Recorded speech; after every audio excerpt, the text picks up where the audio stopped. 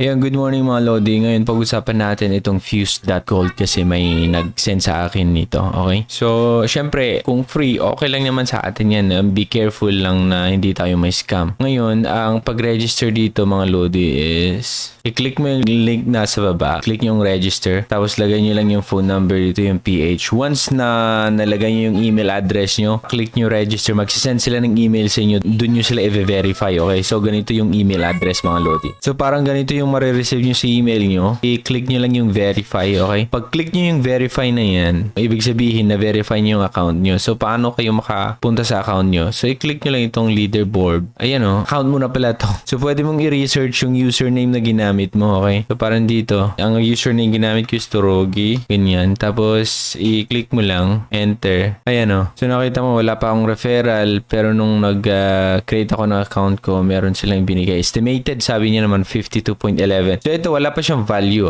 Pero ang nakita ko dito, meron na silang blockchain at network, kumbaga. After nyo makakreate ng account, so, paano kayo makakuha ng Gold X na sinasabi nila? Okay, pag natapos na kayo nakapag-register na verify nyo yung email nyo, punta kayo dito sa My Explorer. So, yan. Copy nyo lang yan. Ilagay ko yung mga links sa baba. Okay, ito yung second step. I-open nyo lang yan. Ito is i-add natin yung kanilang network sa MetaMask. So, makita nyo dito yung Add Gold X Network. So, make sure meron kang MetaMask wallet or meron kang wallet extension ng MetaMask. So, pag i-add natin yan, ganyan, kailangan mo nang i-open yung MetaMask mo. Okay, so, ito, open ko muna MetaMask. Ayan. So, network name. So, once na-click mo yun, may magpa-prompt dun sa MetaMask wallet mo. Okay, na i-approve mo siya once na inilagay mo yung password mo. So, ito yung ilalagay natin. So, rpcgoldx.io.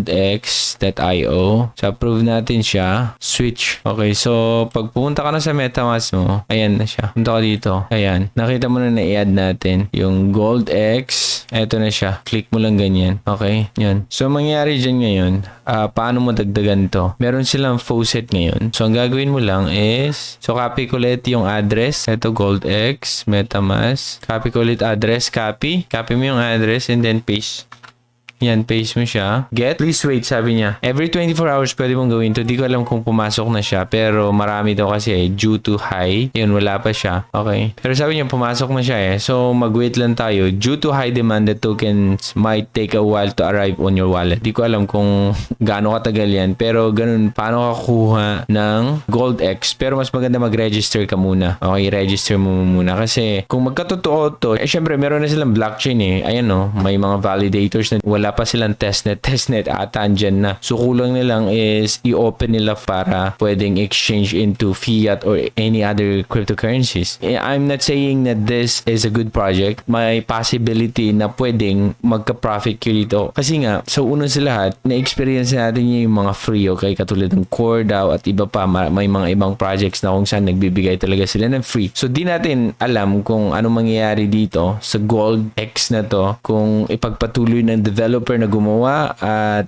pwede nang exchange into fiat or any stable coin, then gain tayo kasi free lang naman. Okay? Total registration is nasa 33 pa lang. 33,000. Ang verified is 25. Di ko alam kung paano yung verification nila. So, ganun. Makikita mo din dito kung ano yung status ng yung account. Okay? Sa akin, syempre, kagagawa ko pa lang. So, wala pa nakalagay dyan. Pag i-check nyo itong kanilang roadmap nila, maayos naman. Lahat naman ng mga roadmap maayos pero nakadepende na lang sa developer kung itutuloy niya itong mga plano. Okay, so yan. Yung link nasa baba kung gusto nyo i-try mga Lodi. So, follow nyo lang yung instruction paano i-add lahat-lahat yung network at wait nyo lang. Okay, wag nyo naman akong tanongin. Wala pa sa akin. Wala din sa akin. Kaya nga sabi dito na due to high demand, ibig sabihin maraming gumagawa na nito. Hindi agad-agad yung na-claim mo na GoldX ay agad-agad nasa MetaMask mo. Wait mo siya. Okay, sabi niya dito, please be patient kasi nga it might take a while para mag-arrive dyan sa wallet mo. Ayan na, meron na sa akin. Habang nagsasalita ko, meron na. Pero eto